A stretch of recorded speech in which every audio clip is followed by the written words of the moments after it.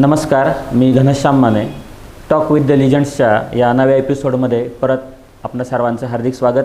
आणि या अगोदरच्या एपिसोडमध्ये आपल्याबरोबर शिक्षण विद्या विषयाचे अभ्यासक माननीय भाऊसाहेबजी चासकर सर होते. सर, पुन्हा एकदा आपलं हार्दिक स्वागत. नमस्कार. पहिल्या एपिसोडमध्ये आपण शिक्षण या विषयावर अनेक पद्धतीनं साधक बाधक चर्चा केली आणि तोच स्ट्रीम आपण याही एपिसोडमध्ये पुढे ठेवणार आहोत आणि सरांशी नव्यानं पुन्हा एकदा त्याच ऊर्जेने गप्पा मारायला सुरुवात करूया. सध्या सरकारी शाळांपुढं प्रचंड आव्हानं उभे आहेत आणि त्यासाठी सेंट्रल आणि स्टेट दोन्हीचे गव्हर्मेंट बऱ्यापैकी प्रमाणामध्ये कारणीभूत आहेतच, नक्कीच आहेत. आपण दोघंही शिक्षण क्षेत्रातले असलो तरीही हे आपण नाकारू शकत नाही. तर ती कोणती आव्हाने आहेत आणि त्यासाठी आपल्याला काय तयारी करावी लागेल जे सरकारी शाळांमध्ये नोकरी करतायत त्यांनी? हा खूप महत्त्वाचा मुद्दा आहे. हा खूप महत्त्वाचा प्रश्न आहे. सरकारी शाळा, मग त्या सरकारी शाळा असतील, अनुदानित शाळा असतील, महाविद्यालय असतील, विद्यापीठीय शिक्षण असेल, तर या सगळ्या शाळा महाविद्यालयांच्या समोर अनेक प्रकारची आव्हानं आहे. तो केवळ राज्य आणि केंद्र सरकारच्या धोरणांच्यामुळं ही आव्हानं आहेत का? तर आहेत. पण त्याचं आणखीन एक महत्त्वाचं उत्तर असं आहे की जागतिक पातळीवरून काही दबाव आहेत. म्हणजे जागतिक बँक आहे, आंतरराष्ट्रीय नाणेनिधी आहे, म्हणजे वेगवेगळ्या प्रकारचे आहेत दबाव. तर वेलफेअर स्टेट नावाची गोष्ट जी आहे, लोककल्याणकारी राज्याची व्याख्या बदलवली जाते आणि त्याच्यामुळे या सगळ्या गोष्टी आहे. आणि ही जी कॉर्पोरेटची भाषा आहे, भांडवलदारांची जी भाषा आहे, भांडवलदार ह्या सगळ्या गोष्टी वर्ल्ड इकॉनॉमिक फोरम असेल, वर्ल्ड बँक असेल, ह्या इथून जो डिस्कोर्स तयार झालेला आहे, तर हे भांडवलदार कॉर्पोरेट त्यांची जी भाषा आहे की युजर मस्ट पे. वापरकर्ता आहे ना, तुम्हाला कोणतीही गोष्ट शाळेत शिकायचं आहे ना, मग तुम्ही पैसे दिले पाहिजे. बसनं प्रवास करायचा आहे ना, मग तुम्हाला त्याच्यामध्ये सवलत नाही, इतके दिले पाहिजे. तुम्हाला गॅस घ्यायचा आहे ना, त्याच्यामध्ये सवलत नाही. तर हे जे काय आहे, तुम्हाला दवाखान्यात जायचं आहे ना, मग तुम्ही पैसे मोजून गेलं पाहिजे. वापरकर्त्यानं पैसे मोजले पाहिजेत. ही कॉर्पोरेटची भाषा जी आहे ती सरकारांनी लोककल्याणकारी राज्यामध्ये बोलायला सुरुवात केलेली आहे. आणि ही माझ्या दृष्टीनं असं लोकशाहीमध्ये लोकांच्या आशा आकांक्षा ज्या आहेत त्याला उभा आडवा तिरपा छेद देणारी ही जी भाषा आहे, ही सरकारांनी करायला नाही पाहिजे. त्याचं कारण असं आहे की आजही म्हणजे युरोप, अमेरिकेमध्ये, त्या प्रगत देशांमध्ये ह्या अशा प्रकारचं किंवा ब्रेक्झिट घडल्यानंतर ही सगळी मोठ्या प्रमाणावर हा डिस्कोर्स जगाच्या पातळीवर चर्चा विश्वाचा भाग बनला. तर हे असं नसायला पाहिजे. भारताची संस्कृती, एक आर्थिक स्थिती, समाज म्हणून आपण जे काही वेगळे आहोत त्याचा विचार आपण करायला पाहिजे. आता नॅशनल एज्युकेशन पॉलिसीमध्ये स्कूल कॉम्प्लेक्सेस नावाची गोष्ट आहे. म्हणजे शिक्षणाच्या प्रसार प्रचारासाठी आपण छोट्या छोट्या वाड्यांवर, वस्त्यांवर शाळा बांधल्या, टॉयलेट्स बांधले, किचन शेड बांधल्या, तिथे कोट्यवधी रुपये, अब्जवधी रुपये गुंतवणूक केली, खर्च केला. आणि आता परत स्कूल कॉम्प्लेक्सच्या नावानं जी परिसरातली मोठी शाळा आहे ती शाळा अधिक मोठी करायची आणि छोट्या छोट्या वस्तींवरच्या शाळा बंद करायच्या. याच्यामध्ये एक धोका प्रचंड महत्त्वाचा मोठा असा आहे की जेव्हा शिक्षण घरापासून दूर जातं, मुलांच्या घरापासून, खास करून मुलींच्या घरापासून शिक्षण जेव्हा दूर जातं, तेव्हा मुलींचं शिक्षणाच्या प्रवाहातून बाहेर पडण्याचं प्रमाण वाढण्याचा धोका आहे. मुली जेव्हा शिक्षणाच्या प्रवाहाच्या बाहेर जातील तेव्हा त्या बालमजूर होतील आणि बालमजूर झाले की त्यांचे बालविवाह लावून दिले जातील आणि पुन्हा मग त्या कुमारी म्हणजे अल्पवयीन माता आणि परत कुपोषणाचा प्रश्न, अशा प्रकारच्या गोष्टी याच्यातून निर्माण होणार आहे. आणि म्हणून एक महत्त्वाची गोष्ट अशी आहे की सरकारांना जेव्हा या अशा प्रकारे सरकारी शाळा बंद कराव्याशा वाटतात तेव्हा सरकारला आपल्याला विनंती करायला लागेल, लोकशाही मार्गानं, सनदशीर मार्गानं, कधी अर्ज करून, निवेदनं देऊन, कधी रस्त्यावरची लढायची वेळ आली तर संघटनांना आणि सर्व शिक्षकांना, पालकांना, विद्यार्थी संघटनांना आणि समाजालाही, सिव्हिल सोसायटीलाही ह्या ज्या शाळा आहे त्या वाचवण्यासाठी प्रयत्न करायला लागतील. आज शाळांची कोंडी केली जाते, शिक्षक भरती केली जात नाही आहे. मोठ्या प्रमाणावर जिल्हा परिषदेच्या शाळांमध्ये जागा रिक्त आहे, माध्यमिक शाळांमध्ये जागा रिक्त आहे. देशामध्ये 11 लाख शिक्षकांच्या जागा रिक्त आहे. प्राथमिक शिक्षणापासून विद्यापीठीय शिक्षणापर्यंत असं नॅशनल एज्युकेशन पॉलिसीचं डॉक्युमेंट म्हणतं. त्याच्यामुळे सरकारांकडे अशा प्रकारचे आग्रह आपल्याला धरायला लागतील. नक्कीच. आणि एक शेवटचा प्रश्न, वैयक्तिक त्यांच्या आयुष्याविषयी सर, तुमचे जे 2 प्रेम आहेत त्यातलं एक लेखन आणि दुसरं हरिश्चंद्रगड आणि हरिश्चंद्रगडाच्या आसपासची जैवविविधता, तर त्याविषयी थोडंसं जाणून घ्यायचं आहे की लेखनाला सुरुवात तुम्ही कधी केली, त्याच्यात कसे रमलात, आणि त्यानंतर हरिश्चंद्रगडाविषयी थोडंसं. खरं म्हणजे मी मागे वळून जेव्हा बघतो आता तुमच्या प्रश्नाच्या निमित्तानं, तेव्हा माझ्या घरामध्ये आईवडील शहाणे सुरते होते, पण त्यांना अक्षर ओळख नव्हती. ते निसर्गाच्या शाळेमध्ये जे काही सगळं निसर्ग शिकवत असतो, बिनभिंतीची उघडी शाळा, लाखो इथले गुरु, झाडं वेली पशुपाखरे, गोष्ट त्यांशी करू, अशा गोष्टी. माझी आई खूप गोष्टी वेल्हाळ होती आणि तिला खूप गोष्टी, म्हणजे जात्यावर बसली की तिला माझं सुख हंड्या झुंबरा टांगलं, माझं दुःख तर घात कोंडलं, असं बहिणाबाईंच्या जातकुळीतली होती ती. आणि सहज तिला ओव्या अशा सुचायच्या, माहिती का. तर ते ऐकत, शाळेमध्ये शिकत, आमचे मोहटे गुरुजी नावाचे एक शिक्षक जे होते ते कीर्तनकार होते. तर ते भाषेचे संस्कार माझ्यावर झालेले होते. मी गणितामध्ये विद्यार्थी होतो. 8वीपर्यंत ओळीनं गणितात नापास झालो होतो. 10वीमध्ये नापास झालो असेल असं वाटायचं. मी निकाल आणायला जात नव्हतो. कोणीतरी निरोप दिला की तू 10वी पास झालाय. पुढे 11वीत मला जेव्हा संगमनेरला एका ज्युनियर कॉलेजमध्ये पाठवलं तेव्हा मी गणित तर विषय सोडूनच दिला होता, पण फिजिक्स, केमिस्ट्री, बायोलॉजी अशी 3 विषयात नापास झालो होतो मी. तर हे सगळं मागे वळून जे बघतो आणि मग कला शाखेमध्ये अकोल्यामध्ये येऊन पुन्हा शिकायला सुरुवात केली. 12वीत चांगले मार्क्स मिळाले. DEDला गेलो. तोपर्यंतचं आयुष्य वाचायचं असतं, लिहायचं असतं, याचा दुरान्वयानंही काही संबंध नव्हता. हे कदाचित अनेकांना नवल वाटेल हे ऐकून, परंतु पुलाखालून पाणी वाहून जातं इतक्या सहजतेनं 18 वर्षांचं आयुष्य माझं वाहून गेलेलं होतं. आणि जेव्हा मग DEDला गेलो तिथे भालचंद्र घारे नावाचे एक शिक्षक भेटले आणि त्यांनी, माझं अक्षर चांगलं होतं, माझं शुद्ध लेखन चांगलं होतं, त्यामुळे त्यांनी सांगितलं की लोकसत्तासाठी मुद्रित शोधक म्हणजे प्रूफ रीडर हवा आहे, तर तू जाशील का. मला मुद्रित शोधक कशाला काय म्हणतात, प्रूफ रीडर म्हणजे काही माहीत नव्हतं. त्यांचे नातेवाईक तिथे संदीप ऋषी नावाचे लोकसत्तेमध्ये होते, त्यांना जाऊन भेट म्हणाले. तिथे जाऊन मी भेटलो आणि मग एका आयुष्याच्या वेगळ्या वाटेनं, वेगळ्या दिशेनं जाण्याचा प्रवास माझा सुरू झाला तिथे. कारण लोकसत्ता हे माझ्यासाठी स्कूल आहे.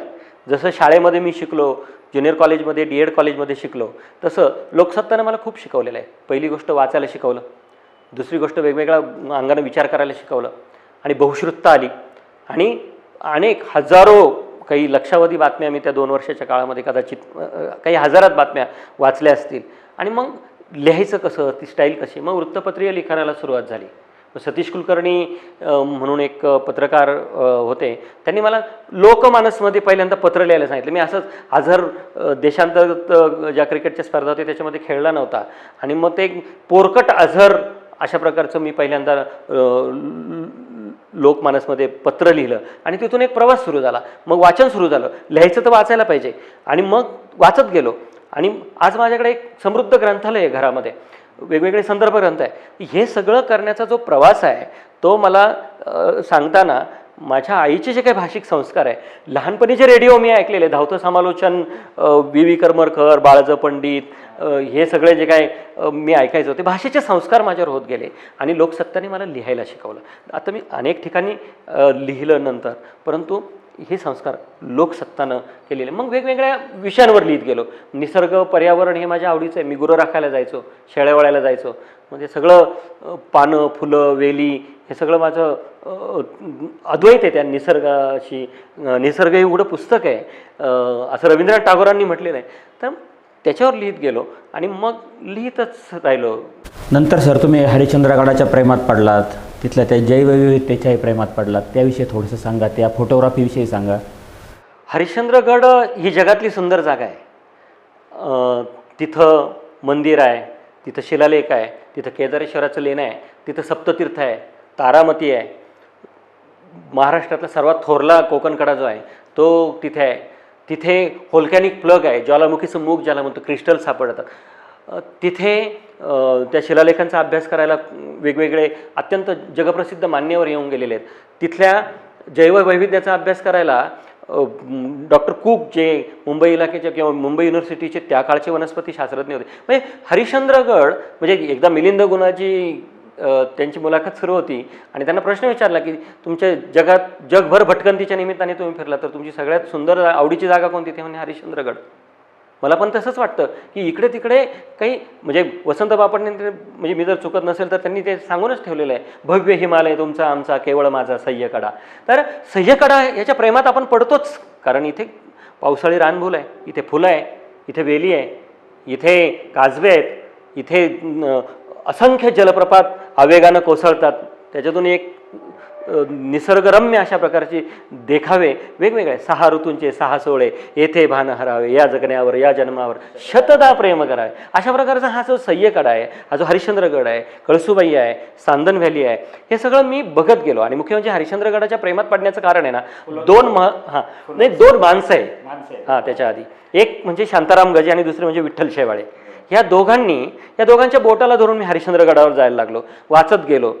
मग मला फोटोग्राफीची पण एक आवड निर्माण झाली. माझ्याकडे 528 रानफुलांचे फोटो आहेत कळसुबाई हरिश्चंद्रगड अभयारण्यातले. 528 प्रकारची रानफुलं आणि वेगवेगळे. 13 वर्ष ते मी काम करत बसलो होतो. खरं म्हणजे शिक्षणात काम करत बसलो आणि मग ते निसर्ग पर्यावरण. मी एका म्हणजे सामना नावाच्या वर्तमानपत्रासाठी फुलोरा नावाच्या पुरवणीत वाईल्ड लाईफ नावानं कॉलमच लिहित होतो. हां, मुंगी तर मुंगी म्हणजे एक फूल एक काहीतरी विषय घेऊन त्याच्यावर मी खूप लिहित गेलो. आणि असं आहे की मी मगाशीच असं म्हटलं की निसर्ग ही उघडी शाळा आहे, उघडं पुस्तक आहे. तर जेव्हा मी फुलांचा फोटो काढायला लागलो, माहिती जमवायला लागलो, माझ्या लक्षात आलं की अरे काय ही दुनिया आहे, ही मोहमयी दुनिया आहे, हिच्या प्रेमात पडावं अशा प्रकारची ही दुनिया आहे. म्हणजे फुलांच्या प्रेमात तुम्ही का पडता? काही फुलांचं आयुष्य काही तासांचं आहे, काही फुलांचं आयुष्य 2 दिवसांचं आहे, काही फुलांचं आयुष्य 15 दिवसांचं आहे. आणि त्या हरिश्चंद्रगडाच्या पठारावर एकदा मी गेलो आणि अख्खं पठार पीतवर्णी झालं होतं, सोनकीच्या पिवळ्या धमक फुलांनी फुलून गेलं होतं. म्हणजे डॅपोडिल्स बघितल्यानंतर विल्यम वर्ड्सवर्थची जी अवस्था झाली, thousands of daffodils dancing and fluttering असं तो म्हणतो, तशी माझी अवस्था झाली. प्रेमातच पडलो हरिश्चंद्रगडाच्या. आणि असं आहे की वेगवेगळ्या ऋतूंमध्ये हरिश्चंद्रगडाला तुम्ही गेले की वेगवेगळ्या अंगानं हरिश्चंद्रगडाचं दर्शन तुम्हाला घडतं. तर तसंच मग काजवे येतात, मग ते काजव्यांचं जग काय आहे, मग त्याच्या संबंधानं समजून घ्यायचं, वाचायचं, खोदत जायचं. मग नंतर मी आकाशवाणीसाठी सह्यागिरीतील निसर्गशिल्पे नावानं 13 भागच लिहिले होते. नद्या, धरणं, किल्ले, मंदिरं, लोकजीवन, निसर्ग, पर्यावरण, इथली संस्कृती आहे, या सगळ्या अंगानं लिहित गेलो, वाचत गेलो. आणि मला असं वाटलं की माझ्या नजरेला जे सौंदर्य दिसलेलं आहे, मला जो अपूर्व आनंद निसर्गानं दिलेला आहे, तो वाटून घ्यावा, वाचकांपर्यंत पोचवा, जे निसर्गप्रेमी आहे त्यांच्यापर्यंत पोचवा. आणि म्हणून मग काजव्यांच्या बाबतीत, फुलांच्या बाबतीत, पावसाच्या बाबतीत, भंडारदऱ्याच्या बाबतीत, म्हणजे भंडारदऱ्याचं तर असं आहे की माझ्याकडं 1908ला जी लाईन आऊट झाली तेव्हापासूनचे फोटोग्राफ्स मी मिळवलेले आहेत. म्हणजे ती जी योजना आहे तेव्हाची जी टिप्पणी आहे तीसुद्धा मला मिळालेली आहे. म्हणजे एक स्वभावच बनून गेलेला आहे की जी गोष्ट दिसते त्याच्या मुळाशी जाऊन गोष्टी समजून घ्यायच्या. आणि त्या अर्थानं मी विद्यार्थी आहे, त्यामुळे ह्या सगळ्या निसर्गाच्या उघड्या विराट अनंत बागेमध्ये जे म्हणून बघितलं, जे म्हणून अनुभवलं, तो आनंद वाटण्याच्या दृष्टीनं लिहित गेलो, फोटो काढत गेलो, व्हिडिओ करत गेलो. सर आणि आम्ही दोघंही गोष्टी वेल्हाळ असल्यामुळं बऱ्यापैकी लांबपर्यंत आमची मुलाखत गेलेली आहे. सगळं काही डिस्क्रिप्टिव्ह झालं आहे, पण सर थोडंसं ऑब्जेक्टिव्ह पण मला विचारायचं आहे. तुमचा एक प्रेमाचा अजून एक विषय आहे तो गौतम बुद्ध. ओशो गौतम बुद्धांबद्दल असं म्हटलं होतं एका वाक्यामध्ये, त्यांनी सांगितलं की बुद्ध जैसा कोई दुसरा भारत माँ को सुपुत्र नहीं मिला. तुम्ही असं एकाच वाक्यात जर बुद्धांविषयी सांगायचं ठरलं तर काय सांगाल? मित्र आहे, मार्गदर्शक आहे, क्या बात आहे, धरून चालवणारा सोबती आहे. क्या बात आहे. बुद्धाकडे यायला लागेल आपल्याला सगळ्यांना, एक दिवस जावंच लागेल आपल्याला सगळ्यांनाच बुद्धाकडे जायला लागेल. काळ जो बदलतोय बुद्धाकडे जायला लागेल. त्यानंतर सुजान पालकत्वाविषयी जर बोलायचं ठरलं तर सुजान पालकत्वाची व्याख्या जर नाही एक ओळीत बसली तर किमान 2 ओळीत कशी कराल? ओके, नक्की. पालकत्व म्हणजे आपली कृती. क्या बात आहे. मुलांनी वाचलं पाहिजे तर पालकांनी वाचलं पाहिजे. हां, आपल्या कृतीतून आपण दाखवून द्यायचं आहे. आपल्या कृतीतून दाखवून द्यायचं आहे. उत्कृष्ट पालकत्व म्हणजे आपली कृती. बरं, त्यानंतर आपण दोघंही शिक्षक आहोत. अशा कोणत्या 2 गोष्टी तुम्हाला आवश्यक वाटतात की या 2 गोष्टी त्याच्याकडे जर नसतील त्यांनी नाही शिक्षक होऊया, अशा कोणत्या 2 गोष्टी किमान? नाही, 2 गोष्टी म्हणण्यापेक्षा शिक्षक असण्याची लक्षणं जर सांगायची झाली, थोडंसं जरा तुमचा वेळ घेईल मी. शिक्षकांनी बहुश्रुत असायला पाहिजे, शिक्षकांनी वाचायला पाहिजे, शिक्षकांनी स्वतःला समृद्ध करण्यासाठी जेव्हा गुगल नंतरची पिढी जेव्हा वर्गात बसते येऊन, तेव्हा फिजिक्ससारखा विषय समजा जर आपल्यातलं कोणी शिक्षक शिकवत असतील आणि तो आवडत नाही म्हणून फिजिक्सवाला मुलं रेफर करत असतील, तिथं जाऊन शिकत असतील, तर याच्या इतका शिक्षक असण्याचा दुसरा कोणता मोठा अपमान नाही असं मला वाटतं. समजा मी भाषा शिकवत आहे, तर मुलांना माझ्या शिकवण्यानं आनंद मिळायला पाहिजे, रोज काहीतरी आपल्याला समृद्ध व्हायला मिळणार आहे. आणि म्हणून माने सर इंग्रजी शिकवणार आहे, चासकर मास्तर काहीतरी भाषा मराठी शिकवणार आहे आणि काहीतरी नवीन गोष्ट आपल्याला समजणार आहे, इतिहासाच्या अंगानं काहीतरी मला वेगळ्या गोष्टी समजणार आहे, माझ्या ज्ञानात, माहितीत, आकलनात भर पडणार आहे. आणि लॉंग लाईफ कसं आहे माहिती आहे का, आमचं शिक्षण असं आहे की हे तात्कालिक झालं आहे. 8वीमध्ये आहे ना, तर तिथेच सोडून पुढे निघून जायचं. त्याला रुळलेल्या मळलेल्या वाटेनं बोलायचं झालं, गुळगुळीत झालेल्या, तर मागचं सपाट पुढचं पाठ असं आपण करत जातो. तर ही पाळी घालणं आहे, ते नसायला पाहिजे. आणि गव्हर्नमेंटच्या बाजूने जर समजा तुम्हाला वाटलं की सद्यस्थितीमध्ये या सगळ्या सुधारणा होण्यासाठी आणि परत एकदा मराठी भाषेतील शिक्षणाला चांगले दिवस येण्यासाठी, सरकारी शाळांना चांगले दिवस येण्यासाठी पॉलिसी लेवलवर जर कोणत्या तरी 2च गोष्टी बदलायच्या ठरल्या किंवा अंमलबजावणी 2 गोष्टींची करायची ठरली, तर त्या कोणत्या करायला हव्या? धोरणाच्या बाबतीत म्हणाल तर शिक्षणावरचा खर्च वाढवायला पाहिजे, पहिली गोष्ट. दुसरी गोष्ट म्हणाल तर शिक्षणावरचा खर्च वाढवायला पाहिजे. आणि तिसरी गोष्ट विचारली तरी शिक्षणावरचा खर्च वाढवायला पाहिजे. कारण असं आहे की 1968च्या धोरणामध्ये 6% खर्च असायला पाहिजे, 86च्या धोरणामध्ये 6% खर्च असायला पाहिजे आणि 2020मध्ये आलेल्या धोरणामध्ये 6% खर्च असायला पाहिजे. आणि तो 2.85च्या पुढे जात नाही. आणि मग बाकीच्या गोष्टी अनेक आहे. युगानुकूल शिक्षण असायला पाहिजे, शिक्षणाचा आशय बदलायला पाहिजे आणि शिक्षकांना उत्तम दर्जाचं प्रशिक्षण असायला पाहिजे, शाळा उत्तम कॅम्पस असायला पाहिजे, तिथे वेगवेगळ्या प्रकारच्या सोयीसुविधा उत्तम दर्जाच्या असायला पाहिजे, लायब्ररी असायला पाहिजे, प्रयोगशाळा असायला पाहिजे, टॉयलेट्स असायला पाहिजेत, सगळ्या गोष्टी असायला. या सगळ्या गोष्टी होतील अशी आपण आशा बाळगूया. तुम्ही या ठिकाणी आलात आणि भरपूर वेळ आम्हाला दिलात, याबद्दल झूम लेन्स स्टुडिओच्या वतीनं आणि सेलिब्रेशन फोटो स्टुडिओच्या सर्व टीमच्या वतीनं आपले पुन्हा एकदा आभार मानतो. धन्यवाद. तुम्ही मला निमंत्रित केलं आणि छान मलाही एन्जॉय केली मी ही मुलाखत. थँक्यू.